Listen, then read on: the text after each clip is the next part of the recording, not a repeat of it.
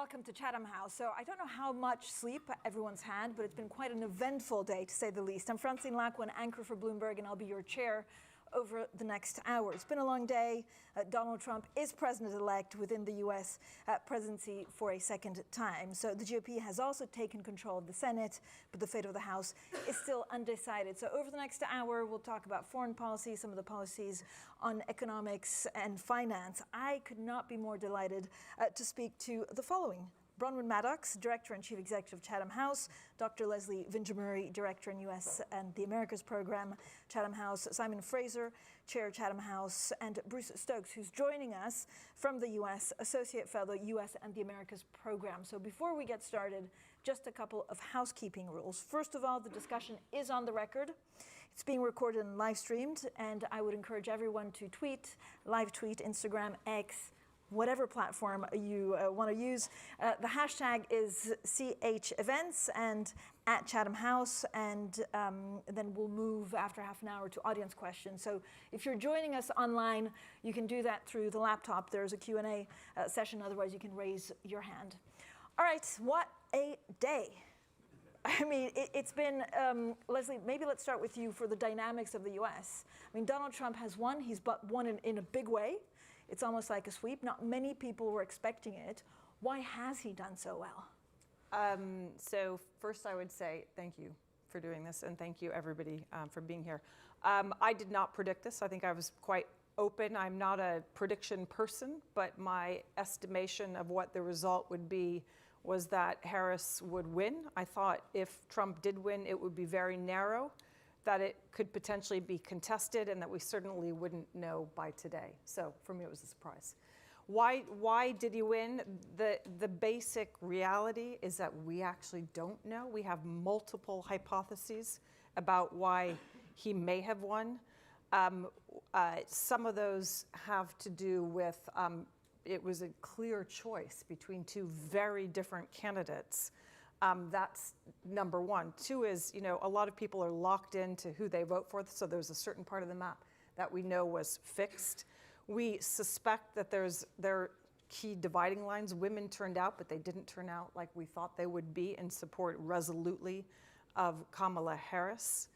Hispanics didn't turn out resolutely, and especially Hispanic men in support of Kamala Harris. So there are a number of demographic groups that behave differently than I think a lot of people anticipated that they might, but this is a whole art and also a bit of a science, the polling. And I thought Jon Stewart was brilliant. If you haven't watched him, watch it. And he says, you pundits are going to say a whole lot of things about why we have this result. And the fact of the matter is we don't know yet. It's going to take us a while before we know.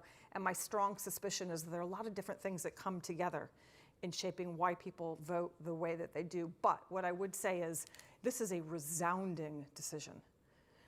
Donald Trump has won the popular vote, set to win the popular vote by a decent margin by American standards, certainly for a Republican candidate in contemporary American politics. He has done extremely well in the Electoral College. It is not an aberration. It is not a happenstance. I had somebody in my home from the media early this morning who turned to me and said disinformation, and I said, there's lots to be said about disinformation, but this goes beyond that. This is a very significant fact and reality that cannot be worked around, that must be engaged with, that is there in American politics. And I guess I'll just close this opening comment by saying we also know that there are more than 65 million Americans who voted for Kamala Harris.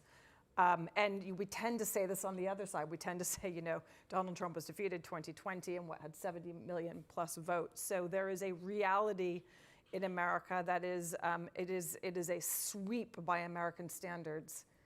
And for me and for many people, a very unexpected one. But it is still a country that wants very different things and sees these two candidates very, very differently. I mean, Bruce, again, this is a different candidate from last time because he's a convicted felon. There was, the riots on January 6th. Is this the most extraordinary political comeback of all times? Well, I think that we haven't had that many political comebacks in the United States, frankly. Walter Mondale didn't come back, or other people who lost did not come back. I think that it says something about the American people and how dissatisfied they were with the direction of the country. Whether that dissatisfaction was based on their lived experience, which I think for many of them it was, but it's also, I think, based on um, people's lack of information or lack of willingness to kind of delve into what the reality of this country was. We know from polling data that people believe the economy was in recession when it hasn't been in a recession since 2020. They believed that inflation was going up when it was going down. They believed that the stock market had gone down under Biden when it was actually at record high levels. And you know, the Washington Post has a motto: "Democracy dies in darkness," and I think we have to also say that democracy dies in ignorance. And why so many people are so out of touch with reality is a question. I think that it's not about disinformation; it's about belief. The fact that the Trump movement is a cult. It is not a political movement, and whatever they are told in that cult-like atmosphere, they believe, and that cult is probably bigger than we thought. He was able to capture something, right? And again, we have to be careful in breaking it down, but he was able to capture, you know, youth, even with Hispanics and Latinos, blacks. So what made him actually get this far?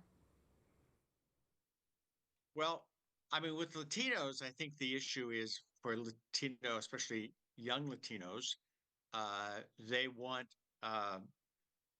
more economic advantage, and he's a billionaire supported by other billionaires. They would like to be billionaires themselves, and that they somehow believe that he will open doors for them to have those opportunities.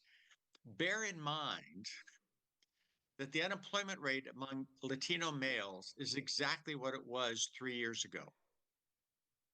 I mean, not 3 years, 6 years ago. And so we can't really just ascribe this to economic interests. I think it has somewhat to do with the machismo among all young men in America and men in America in general. I don't think we can dismiss the fact that we've now rejected 2 women candidates for presidency when other countries have chosen women leaders. What that says about men in America, and to a certain extent, many women in America, I think is something we need to reflect upon. Bronwyn, can you, if you look at the policies, again, he's been pretty clear. I mean, if you take him at face value, this is more tariffs, you know, fighting for trade, it's America first, it has implications for climate change, for peace in the Middle East and in Ukraine. There's lots and lots of policies there, but I just want to start where Bruce has taken us, because I was listening to you, Bruce, and recoiling a bit from this description of the voters as giving into a cult. And I get uneasy when we talk about voters being ignorant and making a big mistake on this kind of scale. I very much take Leslie's point as well, that we don't know at this point, but it seems to me what Trump tapped into is that even if people did know those numbers, in some sense, they didn't feel it. That the cost of living, whether it's in Nevada or somewhere else, it felt rotten. This pitch of both America first and looking after the left behind people who felt they were left behind, was very powerful. And we could see right through the campaign that even though Joe Biden had poured these huge sums of money, still continuing, into the economy, and even though the stock market driven to incredible heights by the huge tech companies, who are the Magnificent Seven, as the markets call them, the kind of admiration and envy of the rest of the world, but that wasn't what a lot of Americans were feeling. We could feel that through the campaign. I think it's a deeply interesting election result, though we don't really have a feeling for it. all the granularity of it yet, but it's clear that this polling saying Americans, 70% or whatever, thought the country was going in the wrong direction, that Trump has managed to tap into that unease. And I think it's bigger than just people didn't know what level the stock market was at. They're not feeling confident. They're not feeling rich. They're not feeling part of the richest country in the world, the generator of these extraordinary tech companies who have changed the whole planet for everyone forever. So those are the kind of things I'll be talking about. I haven't completely ducked your question. Normally I'm in that seat, and so I stop people ducking questions. I completely ducked your question about the policies. But I mean, did they buy into his policies, which were basically America first, or was it that they liked the personality because he said, "I will take care of you, America"? I think they bought into, as far as we can tell at the moment, I think they bought into the promise that is behind those policies. Whether they bought into the particular ones, I'm not sure, but it is the feel of that. The America first, the no more wars, the I want a strong army, but I don't want it to do anything. I want Europe to pay up. All these things, I think, give a comforting tone to it. Whether many Americans sat down and thought that policy is going to make a difference to my life, I'm not sure. But again, the buckets of words he poured over the question of migration and clearly that resonated. But I'm not sure. I mean, I very much agree with Bruce. I'm not sure people were unpicking the particular policies and saying that one has tipped my vote. So in terms of policies, and Simon, I'll get to you in a second in terms of foreign policy, but Leslie, what does, the president go for first? Does he go after immigration? Does he, pick a bigger fight with China? Does he negotiate with NATO? I'm going to answer that. I'm going to say one more thing on this first question first, because it is a huge moment that we're in. Let's be clear. This is a very significant moment for a lot of people in the audience, virtually as well as in person. And I just want to emphasize something that's sort of been said and just draw it out again. People don't vote in a vacuum. That, I remember my ballot. I went upstairs to fill out my ballot. I said to my son, I'll be back in 5 minutes. And it took me a long time, actually, because there's a lot on every ballot.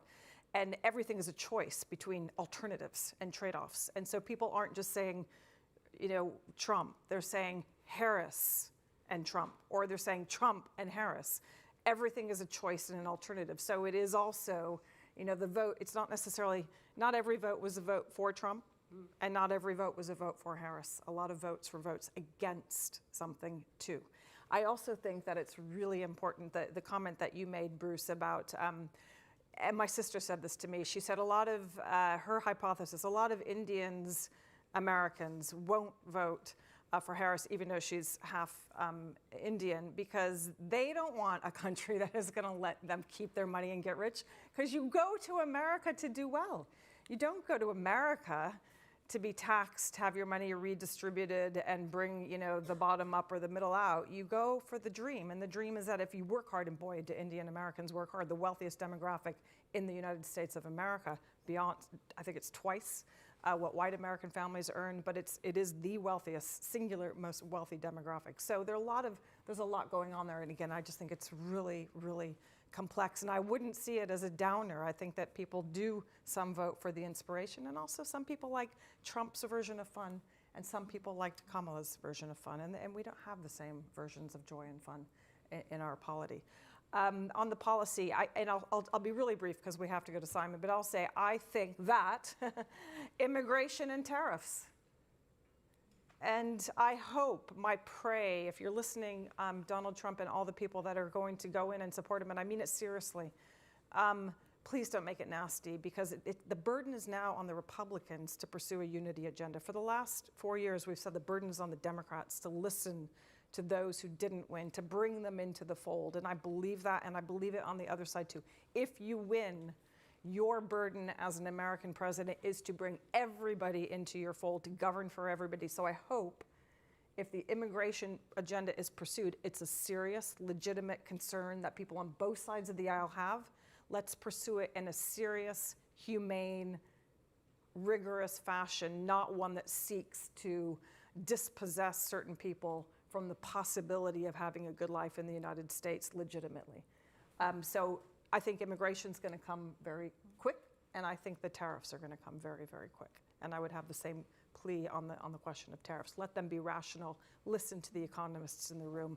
Don't pursue inflationary policies. Be thoughtful about how you do this. Inflationary. Yes, they are. So listen to the economists at Chatham House, and maybe don't do them, or maybe wait. That would be my plea. And listen. Listen is the key thing. Simon, does this change actually, foreign policy, economic policy for the U.S. in a big way? Well, the first thing I want to say actually is listening to the conversation. I really think it's important that Chatham House conversation isn't the liberal establishment in denial.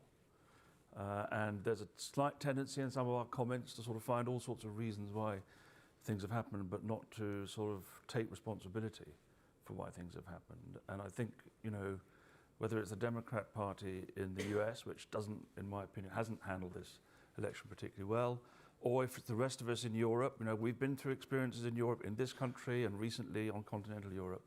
The world is changing, people's attitudes are changing, and we need to really think about that and not find reasons to explain why they're wrong and why we're not responsible for that. Otherwise, we are really facing really difficult potential issues. So that's the first thing I want to say. On the broader sort of issue about how we respond to this, I mean, look, European government, I'll talk about Europe, European governments, including the UK, they'll never say this publicly, but they were hoping that Harris would win because they would see her continuing the sort of pattern of international relationships and policy which they are used to.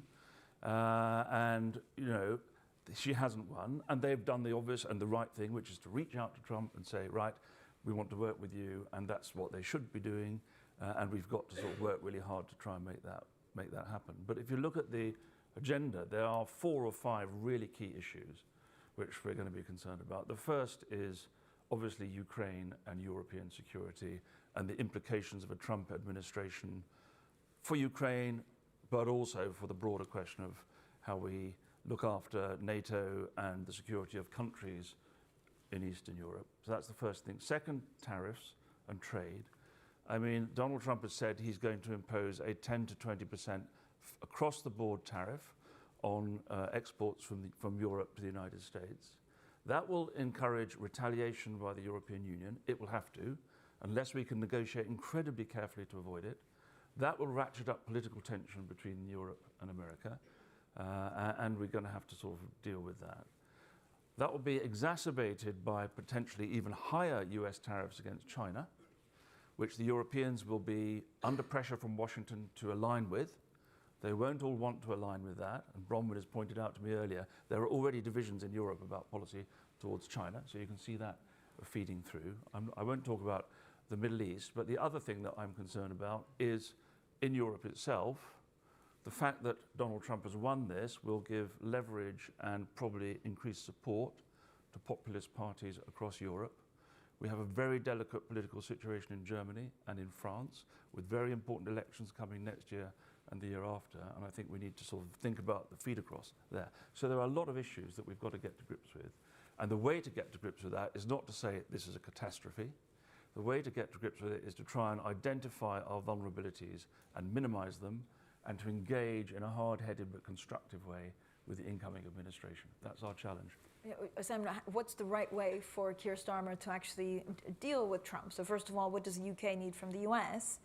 And if Donald Trump expects full loyalty, then maybe the policy also with China and other places needs to change from the UK. Well, the UK is in a particularly sort of potentially tricky position because the 2 pillars of the foreign policy, or 2 of the main pillars of the foreign policy of this government are to have a strong relationship with the United States. That is always a pillar of British foreign policy, and to reset the relationship with the European Union in a more positive direction. And I've just described how tension between the European Union and the United States is quite likely to rise on a number of issues, and that will face the United Kingdom potentially with some choices, some trade-offs.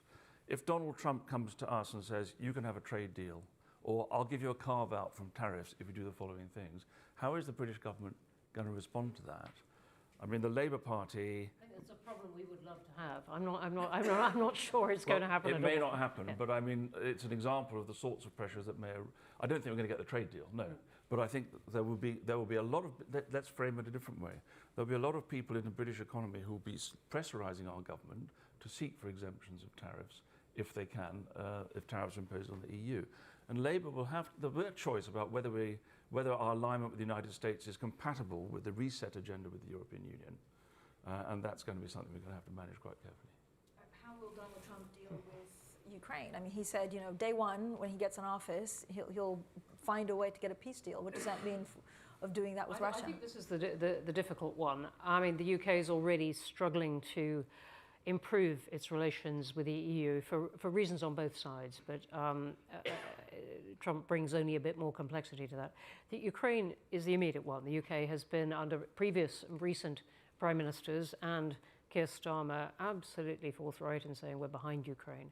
And that is not what Trump is saying. He's not saying, and he was quite clear about this on the campaign trail, he was not saying pull out of NATO. He is saying very clearly European countries must now pay their way.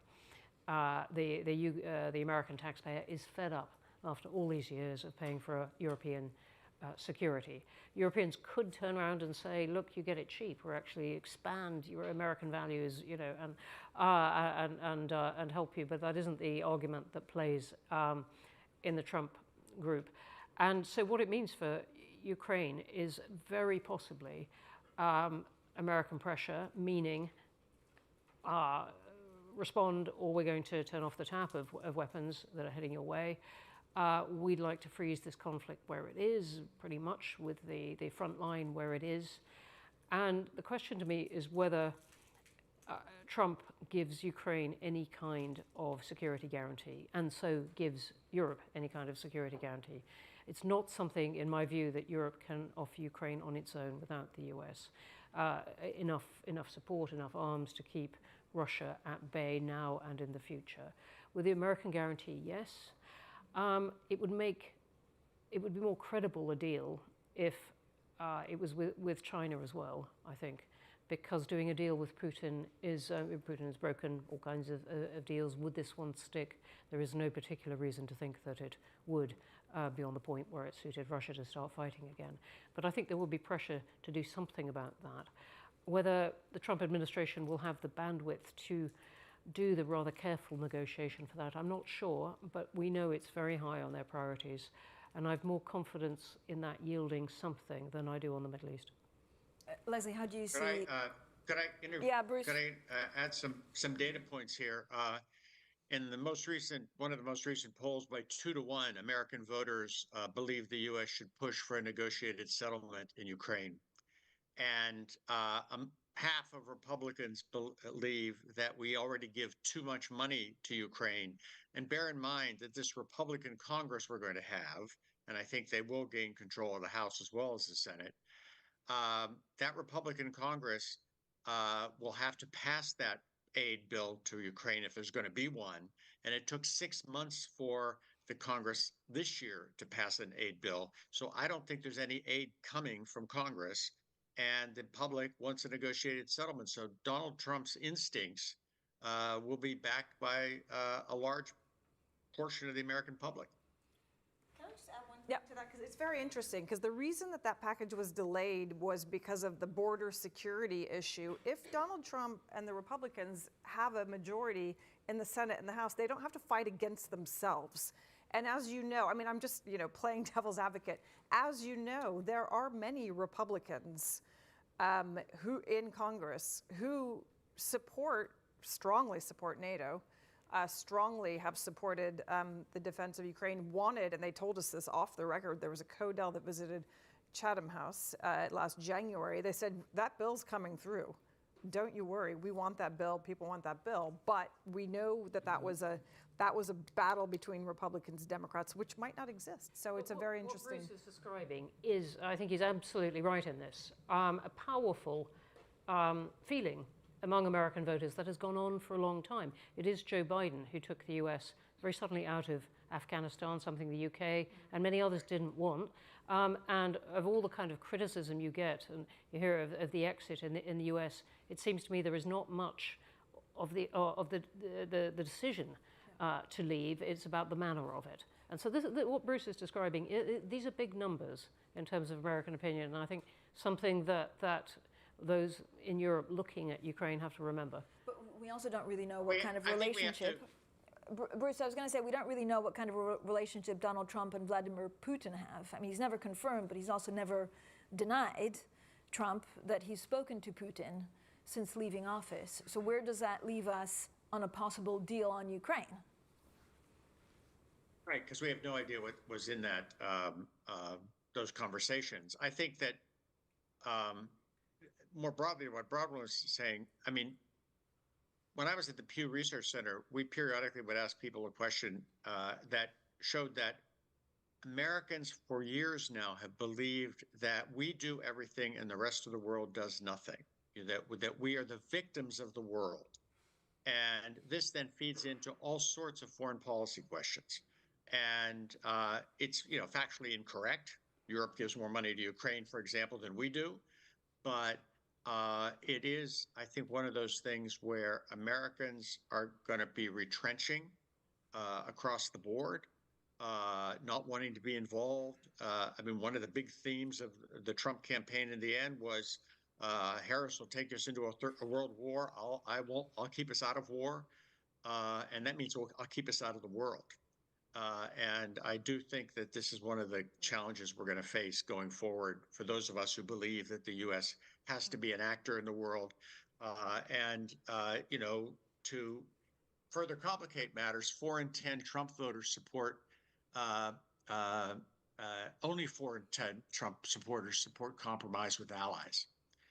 Most of them oppose compromise with allies. So it's going to be more American unilateralism when we do engage in the world. If I could just pick this just very briefly, there's an interesting point on this, because if there were to be a deal on Ukraine, which I think is very difficult to achieve, it seems to me part of that would have to involve the United States guaranteeing the future security of whatever sort of liberal, free Ukraine state there is. I mean, and I don't see otherwise, how do we do it? I think Ukraine's membership of NATO seems a very unlikely prospect for me. But the United States is going to have to play a role and have an engagement there. And of course, the European Union is going to have a very important role in underpinning the economic future of Ukraine. And presumably the United States will have to work with the EU on that. So if there isn't compromise with allies and collaboration with allies, getting these things sorted is going to be incredibly difficult. So let's talk about China and then the Middle East. What does it mean for China economically? But also, does President Xi play around with Taiwan less because Donald Trump is in charge? Well, I think, first of all, I suspect that President Xi, I haven't actually seen whether he has messaged and made a public statement today. I meant to check that. But I think that he will react cautiously to this. He will probably see what signals Trump is sending. I think the vibes from China is that they don't want to sort of antagonize the United States at the moment. But obviously there's this very clear threat of 60% tariffs on all Chinese exports and 200% tariffs on Chinese electric vehicles. And if that was to be pursued, and I'm not saying it necessarily will in its full extent, obviously China is going to have to respond in some way. So the question is, how would China respond? And there are other ways of responding than aggression in Taiwan. On Taiwan itself, I mean, I'm not an expert on Taiwan. My inclination is to be quite skeptical that China is going in the near future to attack Taiwan or take really aggressive action there. But clearly it's a part of the whole dynamic of the relationship between the United States and China, which we have to take seriously. Middle East. I would say has done go on, Bruce. We know that from polls that 2/3 of Trump voters support a major tariff on Chinese exports. So if he doesn't pursue what he said he's going to do, and I think we have to presume he will, there's strong support among his voters for that. So I think this is the first problem he's going to face of his own making, because the kind of tariffs he's talking about, say 60%, would, if purchasers of goods react in the way they normally do, produce an enormous fall in Chinese exports to the US, according to some estimates, almost down to zero in some categories. That isn't going to happen. The US economy would really suffer, and so would the living standards of the people who have voted for him. And it begins to have all kinds of effects immediately on pushing up the dollar, on affecting American exports, on the cost of debt. These all sound very technical things, and this is not the heartbeat that has got him to power, but it could give him really quite quickly something that was making his own voters feel pretty miserable, and that's not what they voted for. So, but it would also not go down well in China, and I think you're absolutely right that they are cautious. They may still try, as they have been with the Philippines, to see how far they can push it with Taiwan, but they don't know what the response would be. And this unique quality of Trump, he's not just a politician, he's a wrap around a set of policies. He is immensely unpredictable. On China, he went both ways in his first term. So you never quite know what will happen. And while that is immensely undermining for allies, it is a kind of deterrent to enemies as well. I'm not saying China's a full-blown enemy, but anyway, to those who are looking to do things that the US might not want. Maybe a question on the Fed, right? Since we talked about economics and then we go back to the Middle East. I mean, does it change the trajectory? Does a Trump presidency with tariffs and trade skirmishes change the trajectory of interest rate cuts? Very possibly. We're expecting interest rate cuts, but all the kind of pressures, and we saw the dollar going up today on this news, and all the kind of things we've been talking about, particularly with tariffs coming in, but also the kind of lack of concern for debt that his policies represent. All those kind of things are inflationary and would lead you to expect interest rates not being as low as they might be otherwise. And again, that will rebound on voters and on America's wider ability to maneuver. You know, of all the things that have changed in our world, we assume that one hasn't, which is the ability of the US to keep issuing debt and the world to keep buying it. At some point that gets real, not yet, but at some point it might. And it is possible that Trump inadvertently and in this kind of headiness starts doing some of the things that bring that point sooner. I actually want to take liberty to come back to something Simon said at the beginning, because I think it raises a question for the UK and for Europe. Clearly, as Chatham House, as independent thinkers, one of our goals and ambitions, as Bronwyn has said, is to analyze the policy, to try and understand it, and to try to influence policy in the direction we think is productive for, you know, and then you choose for who. But I think that the UK, you know, we kind of bracket America's democracy and the big part of the agenda that really drove many Americans on all sides of the aisles towards the vote that they chose. But for the United Kingdom and for Europe and for the rest of the world, America's democracy is a foreign policy question. And one of the things that British leaders, European leaders, leaders around the world are going to have to decide, and it isn't going to be a blanket decision, but it is going to be something that people weigh up all the time. American leaders weigh this up all the time about when to comment or try to influence or to intervene. I mean, America does it more than any other power, right? The internal affairs of another state on questions associated with their values and their interests. And so it is clear to me that your position is right. It's why I started by saying this is a fact. We have to take it seriously, as well as the voters. But from a policy perspective, I'm not convinced that this calculation has been seriously thought through. What are the comments? What are the policies? What are the things that will happen domestically within the United States that a British government would like to, would not like to weigh in on? Are there red lines? Is it complete silence? This is a big set of questions in the next 4 years. It's always a big set of questions. It hasn't been thought through because it's very recent. Well, but we've seen this coming. It's a very interesting question. We've seen this coming as a possibility. But think about the dynamics in politics, for example, in this country. I mean, one of the things that I think you're going to see now is Nigel Farage is going to have a stronger voice, or feel he has a stronger voice, probably more influence on the Conservative Party. And that will be another dynamic in terms of pressure on the Labour Party. And if the Labour Party starts making comments on US policy, they're going to have to manage a very complex domestic political environment, is what I'm saying. So I think you're right. We can't ignore things which we don't agree with, but the reality of the international relationships are that, you know, they're going to have to dose that and think carefully about it. Let's ask about the Middle East, Bronwyn. I mean, I think Benjamin Netanyahu was one of the first leaders, if not the first leader, to congratulate Donald Trump There's a sort of trio of Zelensky, Starmer, and Netanyahu all getting their congratulations out. And And Orban. I forgot. Anyway, all kinds of. Yes, Netanyahu is pleased. Though that doesn't mean that Trump has always liked Netanyahu. He likes Israel, but not always this particular prime minister. But it seems to me he could make the situation between Israel and the Palestinians much worse, or he could just make it better. He could make it worse if he sides with not only Netanyahu but those in his cabinet who see this as a moment when they can really get rid of the idea of a state for the Palestinians completely, whether by things like annexing the West Bank or just taking control of Gaza, or just trying to get that idea permanently off the table. I would be surprised, though, if he backed more Israeli action against Iran.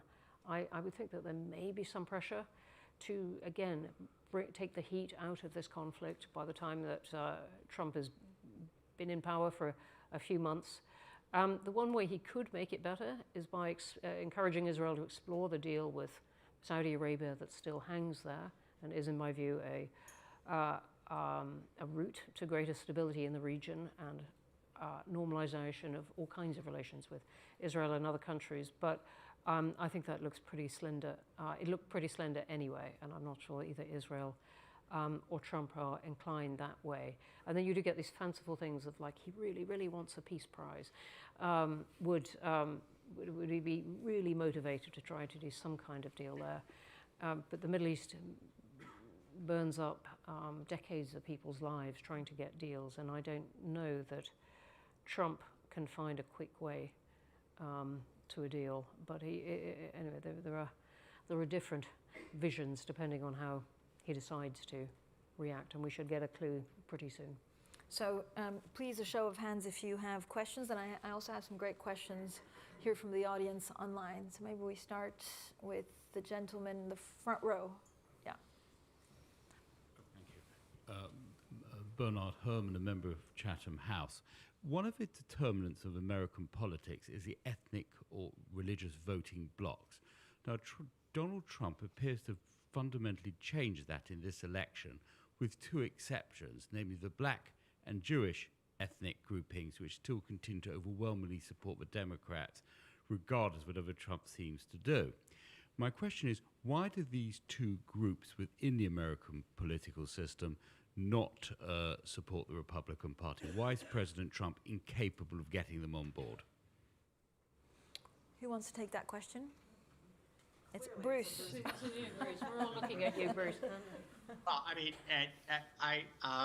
I have not seen data on the Jewish vote, and we have to bear in mind it's a very small percentage of the overall electorate compared to, say, Hispanics or blacks or even Asian Americans.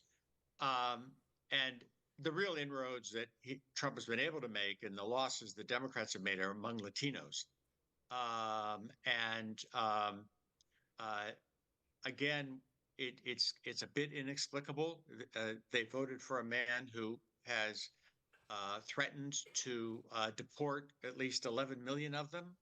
And there doesn't seem to be a recognition that the only way you could deport 11 million people would be to round up every brown-skinned person on the street and sort out their nationality while they're in camps. But that doesn't seem to have scared off the Latinos who are, especially men, who are moving towards the Republican Party. Blacks have stayed pretty loyal to the Democratic Party. I think there was some ebbing of that support, but small, in this election.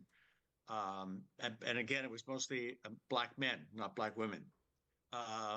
So why Republicans can't appeal more to that ethnic group, I think may have to do with perceptions of the Republicans not being supportive of blacks' civil rights and voting rights in recent history. But it is ironic, of course, that until the Depression, blacks were a mainstay of the Republican Party, and it was only under FDR and afterwards that the blacks became strong Democrats. So I have a couple, there's, show of hands maybe here at the front. And whilst you give the lady at the front there the microphone, I have a question from Arnab saying, does Trump 2.0 mean a serious effort to decouple from China as opposed to de-risking? And what do you expect China to do? Try to negotiate in good faith or retaliate? Simon? Well, I mean, I think if he pursues the policies that he claims he's going to pursue, that is a policy of decoupling as opposed to a policy of de-risking. Now, Bronwyn rightly points out that there are sort of practical considerations which will cut into that. But, you know, that is the direction of travel of the policy. And that is the point I'm making in terms of, or was making earlier, about the potential tension then with the European Union, where although there are differences of opinion in the European Union, the overall trend is de-risking rather than decoupling, and that is the reality of the international economy after all, and the cost to us all of decoupling would be phenomenal. But you know, that is one of the big questions that we're going to have to explore and think through. There are so many contradictions, as we all know, in most leaders, but certainly, especially I would argue, in Donald Trump's policies. And one of the big contradictions on China is if you look to who supports Donald Trump, one of his most powerful donors has been Steve Schwarzman, who has a very close relationship with China, who seeded, created, supports, is deeply passionate about the Schwarzman College on Tsinghua campus in Beijing, who I don't think has any interest in decoupling, let alone anything else from China, who's seen himself, I think, as somebody who's really helped to negotiate and keep that relationship robust. So, you know, it's very difficult to kind of separate out what becomes policy, what becomes constraint. Donald Trump wants America to do very well economically. Probably nothing else matters as much as knowing that the country is thriving under his watch economically. So, you know, to what extent are some of these sort of threats, which would clearly have a backlash in terms of, you know, material outcomes, things that he would walk back from? We just don't know. And I think it's very unsettling for a lot of people because there is a narrative and a rhetoric that doesn't probably match reality. On the ethnic group question, and you talked about the Hispanics, I think a lot of people just tune that out. It's been some of the rhetoric, which is what explains the vote. It's not that they're unaware of their interests, although they might be unaware of some of the details. It's that they just dismiss, they take Donald Trump as sort of having a certain kind of rhetoric, but actually delivering something that perhaps is not nearly as radical as what he might say on certain platforms. And I think that there are many Americans who have been willing to kind of set aside the rhetoric and think through the alternatives and what they think the policies will be. And that's a very delicate calculation that we just can't really estimate. I'm still unwilling to buy into a picture of voters who set loads aside or are ignorant in some way. I'm distracted by one thing Bruce said on this particular thing. But if Latinos are voters, then they can't themselves be deported, can they? They're citizens. And it doesn't, so the question is whether or not they vote for more immigration or not of their perhaps compatriots. But the actual Latino vote, these are American citizens. Question? Well, I mean, we have a history in the United States of each immigration group wanting to pull up the ladder behind them. And I think we can't dismiss the fact that Latinos who are in the country and are citizens are worried about the impact of illegal immigration. No doubt about that. My point only was most Americans do not have a ready proof of what their citizenship is, and how you round up 11 million people who you think are undocumented without rounding up a lot of people who are citizens but can't prove that they are citizens in the immediate moment, I think is part of the police state that might face us if he follows through on that policy. But on China, I wanted to point out to you, if Xi is smart, he will invite Trump to a massive military march and display in Tiananmen Square because this is a president who met with the head of North Korea 3 times, got nothing out of it except a good photo op, and he was pleased with it. So I do think that Trump is manipulatable on relationship with China. All right, question from the front row. Dr. Kristen Nadeau, consultant with the U.S. military here in the UK. I'm not going to comment on military issues. I want to bring the conversation back around to understanding the election and why Donald Trump won. And I think the issue comes down to the Democrats' failure to read the room. Number one, that they didn't understand that Latinos are conservative Christians, and they many of them, and they will swing for Trump. I think the Democrats made some strategic errors 2016 when the incumbent vice president did not run. I think that was a policy choice on the Democratic Party. The second one would be having primetime January 6 hearings. The American electorate has a long memory. They did not forget the public, what they call the kangaroo court, going on every night in their living rooms. It kept Trump relevant, kept him up there, and fired up his base. Lastly, this whole decision about deciding that an older president who's struggling, the decision to have him try to run and then replace him with a candidate that was not vetted through a primary. So clearly, I think the Democrats are not reading the room well. And what I asked the panel is, how should they be reading the room, or what advice would you give as they start retooling for the next election? I have many questions on that same issue, saying what should the Democrats do in the wake of this defeat? And I even have one question online saying, should Kamala Harris run again in 2028? Who wants to take that? I hadn't got that far, and thinking that far ahead, that is a good one. I think you put it extremely well, of the kind of things that they need now to think about. I would start myself with, it's not so much the economy, but the feelings about the economy that people have. And I think Kamala Harris didn't really address those, nor did she address migration, which obviously was pinned on her in a particular way, maybe a bit unfairly. She only had responsibility for a kind of rather difficult roots policy, but she didn't address those things, and she tried to fight on other issues, and I think that didn't work, and that appears, as far as we can tell, some hours in, to be the kind of heartbeat that moved the dial on this. If that's not mixing metaphors, not quite, but anyway, I thought you put it very well. It's a really hard question, and it's a really important one. It is a little bit unknowable. I agree with you that there's a problem with reading the room. I do think that there is an ongoing perception that the Democrats are powerful and elite and rich and tight amongst each other.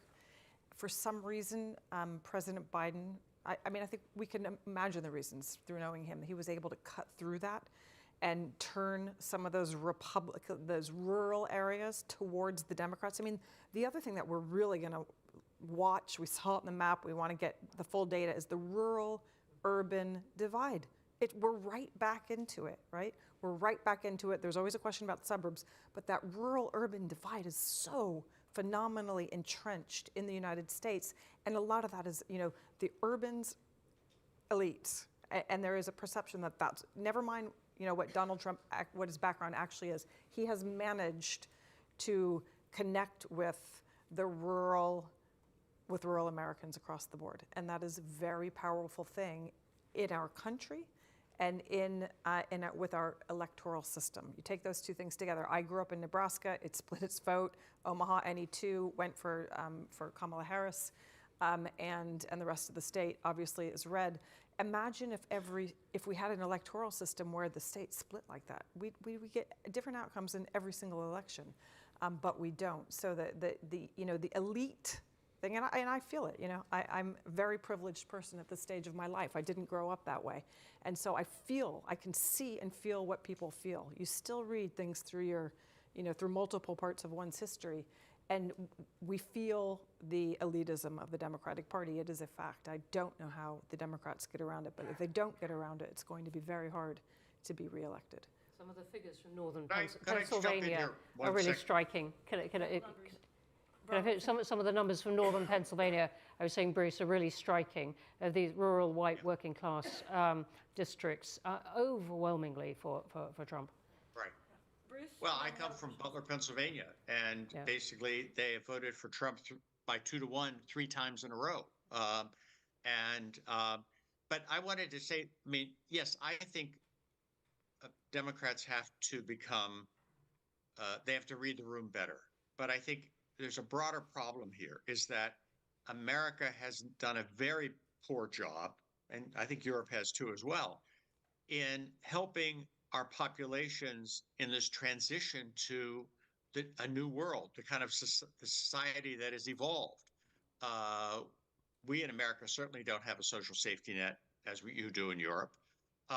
We have not been sensitive to because we don't know how to handle the fact that many men in America are uneasy with the growing role of women in the society.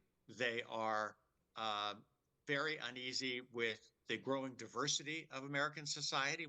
White people in general are losing not only demographically, but they feel they're losing their position in society, both economically and politically and socially.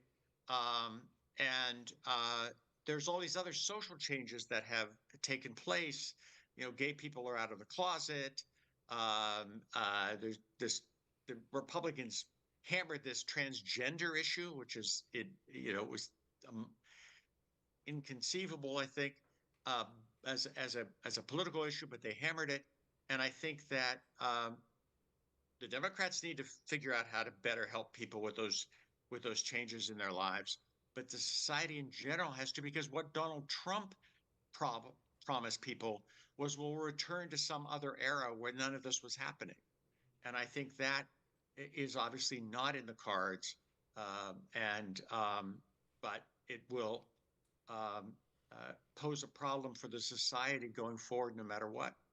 Leslie, and then we have a Just one question. sentence, and then you take that feeling of being on the back foot that many white Americans feel, certainly working class, and then you add it to the fact that actually, what is it, Bruce? 70% of the American electorate is white, and around 80 to 85% of the electorate in the the three main swing states that we talk about, the Rust Belt, are white. So very empowered electorally, and feeling very disempowered. That is a very difficult combination. Very good point. We only have 6-7 minutes left, so I'm going to take 2 questions at a time. Yeah, go ahead. Well, And then thank you very much. Galip Dolay, Senior Consulting Fellow at Chatham House. So it seems the identity is not an important factor in defining the U.S. election, but also it's an important factor in defining how passionately we discuss the U.S. elections. The question is, for Europe, the number one challenge still remains Russia. For Trump, it is the China. And recently, the NATO has become more European and more global at the same time. Global meaning that now it focuses more and more on China as well. Do you see a scenario in which the Trump focus on China with the Europeans' focus on Russia can be reconciled within the framework of NATO? thank you so much. And then a second question there, and then I'll go all the way at the back. So we'll answer 2 at a time, and I'll try and get as many as I can. Michiel Remmers, member at Chatham House. How important will it be what the composition of the team will be? Mike Pompeo was visiting Russia a few months ago here, and if we listen to what he said, massively pro-Ukraine, massively anti-Iran, acting against the Houthis, but acting against Iran to make them stop, and all these things. The outcomes would be very different than if Elbridge Colby, who you heard here, would be in a very key position. How important is it going to be, and who do you expect to get in these positions? Great. So 2 great questions. Bruce, do you want to start, or Leslie, with how Donald Trump builds his team, and then a question on security, and then we'll move it along. Bruce? Oh, okay. Look, I think the jockeying for positions will have already begun before the election. It's certainly in full blast now. Look, I think the single and most important lesson that Donald Trump learned from his first administration is he will not surround himself with adults. And the kinds of people who had those key positions as Secretary of Defense, Chief of Staff, even Secretary of State, are not the kind of people that are likely to end up at those jobs in the second administration. And that means in part we won't know who they're going to be. And second, that they will be yes men or women. And I think that's what we have to be worried about. Simon, do you want to? Yeah. Oh, sorry, go ahead.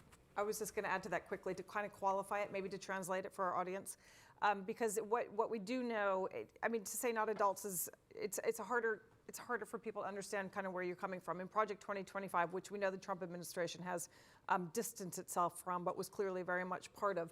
It is said, it's not a made-up fact. They're very explicit that there will be a loyalty test, that this is part of the deep feeling from the start of the first Trump administration was that and we had Paul Dance, who's chair of Project 2025, explain this to us in a session here at Chatham House when he said there is a liberal establishment state, the federal bureaucracy, that should be serving the agenda of the elected president and doesn't, and hasn't for years. And this is a problem for the president. If Donald Trump becomes president, we will have a set of tests that you have to go through so that you can read it how you want to read it, okay?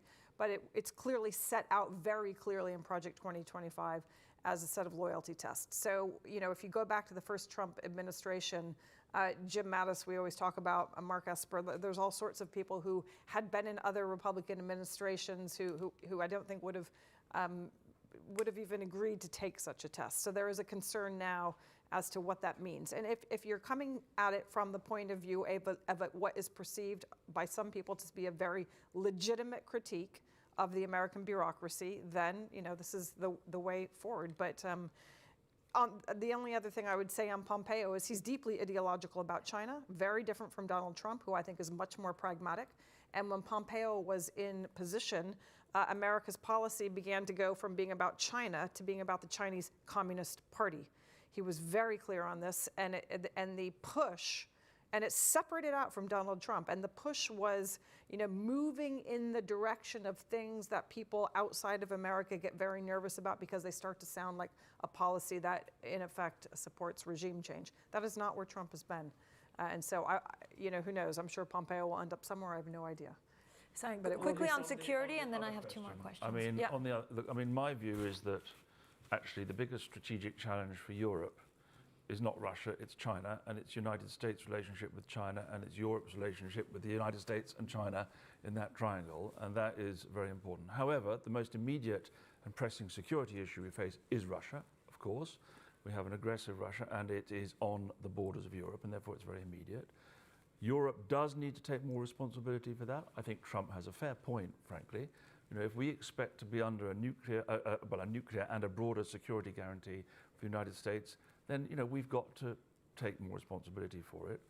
So fair enough. But also it's in the interest of the United States, in my view, to understand that it too has an interest in that. And that's where I'm not sure that Trump does actually identify with Europe in that position. But my own personal view is that we mustn't allow the sense that the major industrialized democracies of the West have divergent interests to take hold.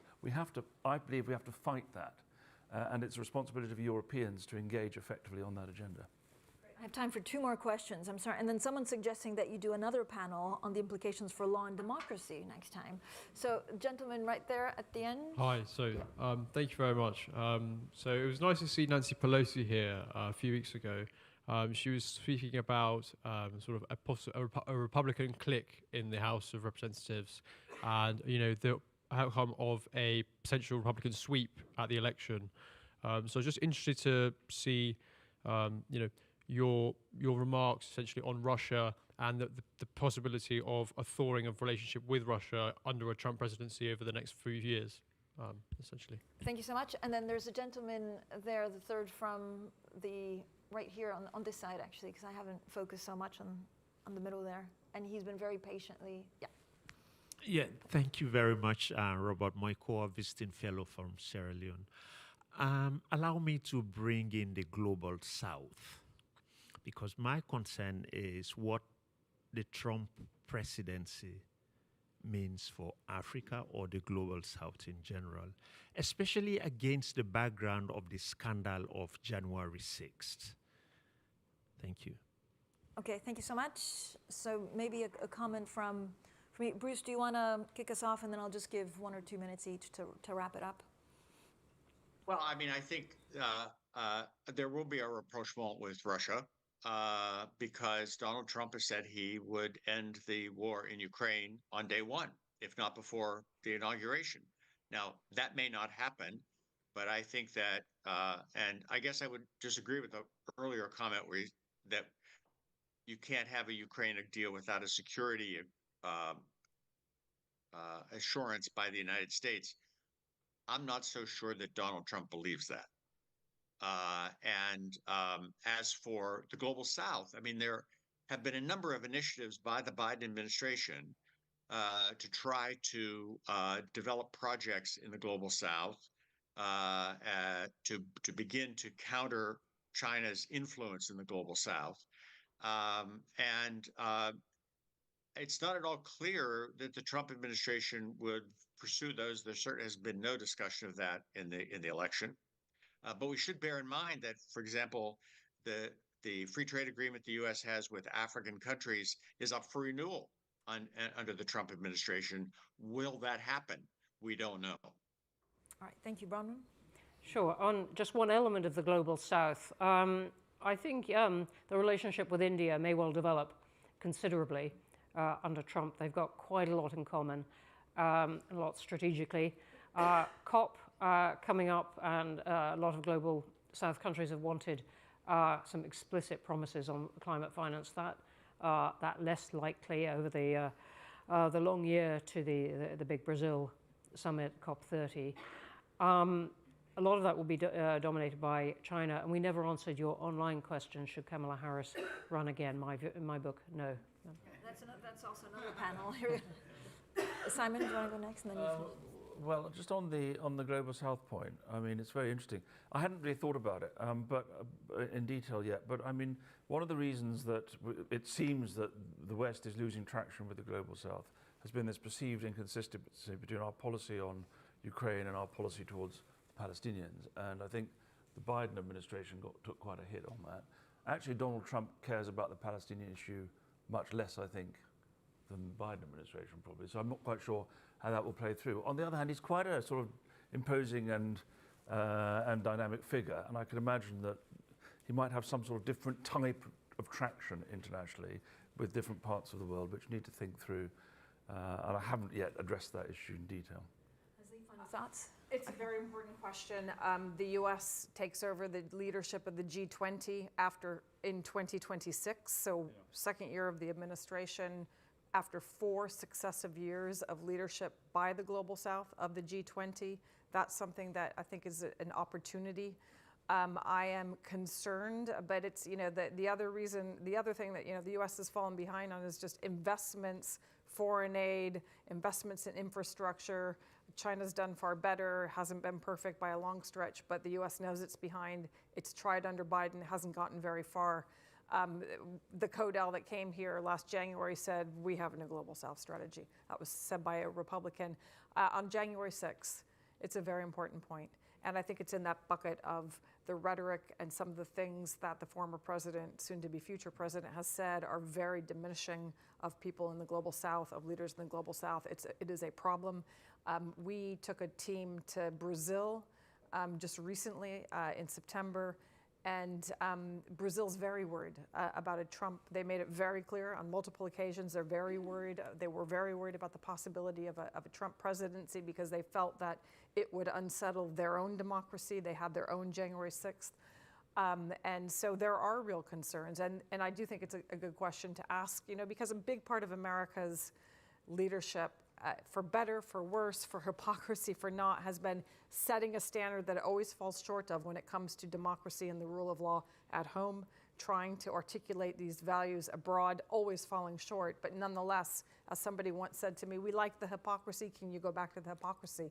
That was said during the global war on terror. Not clear where we land. One point I just wanted to make on the Global South, which I meant to raise. He has pledged to withdraw the United States again from the Paris Agreement on climate change. We haven't discussed that. If he does that, that's quite a big statement of withdrawal from multilateralism, which should be organised in the interests of the Global South. And as I was saying, confounding these particular requests on climate finance. We need an extra panel, I mean, there are about 50 questions we haven't even answered online, and so many hands up. So thank you all for joining us. Thank you so much for a spirited conversation, and I'm sure you'll have many more of these. Thank you. Thank you.